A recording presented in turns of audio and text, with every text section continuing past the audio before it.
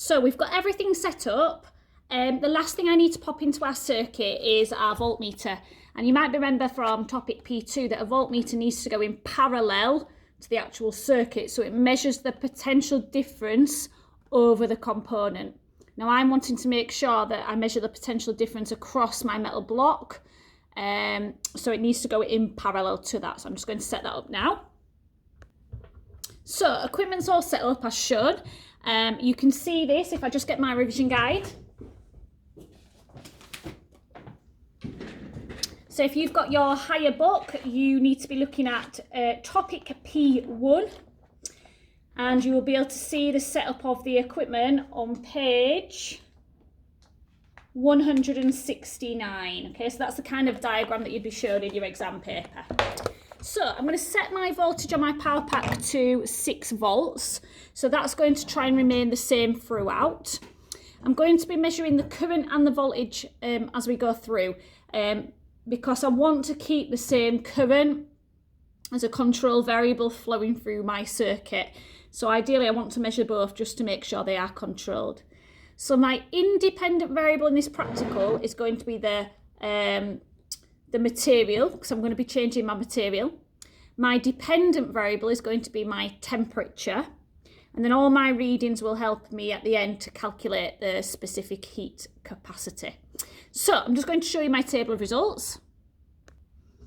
So as my circuit is now on, we've got electrical energy store from the power pack, transferring energy straight to the metal block as a store of thermal energy. Now we've got a few issues in that the block has not got lagging around it or insulation, so we're going to have some of that heat energy dissipated to the surroundings.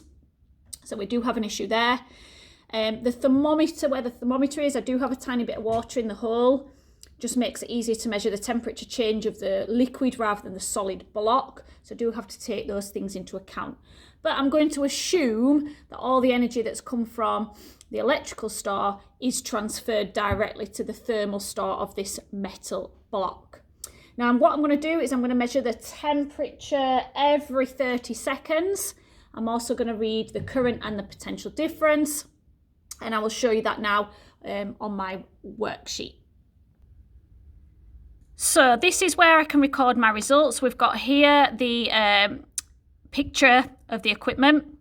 We've got our variables here. We've got a method of how to do this. And then I'm just going to show you how I would fill this out. So in the temperature, we're going to put the measurement from the digital thermometer, the current from the ammeter, and the potential difference from the block. So this is kind of the data that I got earlier. So you can see the temperature has slowly climbed, the current has stayed the same, and the potential difference has stayed the same. So this is an assumption that all that energy has been transferred from the electrical store to the thermal energy store here. So the next thing I want to do is I want to calculate power. So power is current times potential difference and measured in watts. So each time I've done current times potential difference, so we've got a power rating of 3 watts every single time.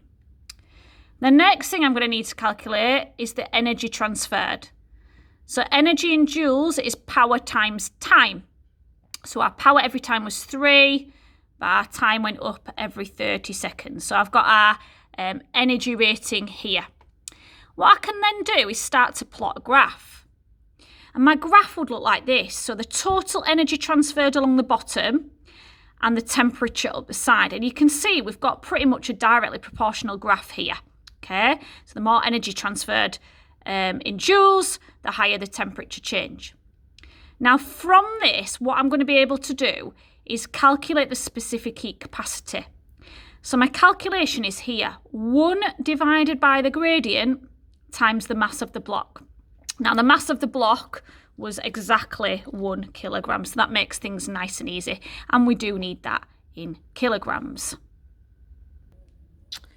Right, so here's the graph that we've got plotted from our data. Now remember what we said, we need to do specific heat capacity is 1 divided by the gradient. So the gradient is the y-axis divided by the x. So let's say we took this reading here. So we would be doing here 36 divided by 1,500 joules. So I'll just very quickly do that on my calculator. 36 divided by 1,500 equals 0.024.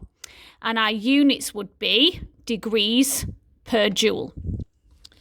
So what we need to do to work out the specific heat capacity is we need to do 1 divided by the gradient. I've just got a little spelling over there, so just change that. So 1, Miss Lancashire's just gone wrong a little bit. 1 divided by 0.024 tells me that the specific heat capacity of this metal block is 41.67. Now what we're going to need there is we're going to need some units to go alongside that. Now the units for specific heat capacity are joules per kilogram degree C. If I just put a little insert of a degree there.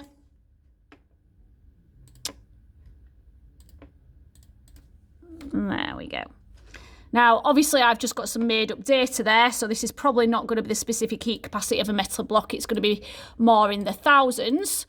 But the examiner is going to expect you to be able to know how to set the equipment, the readings that we might take, how to read the graph, how to calculate a gradient, and then how to calculate the specific heat capacity from that.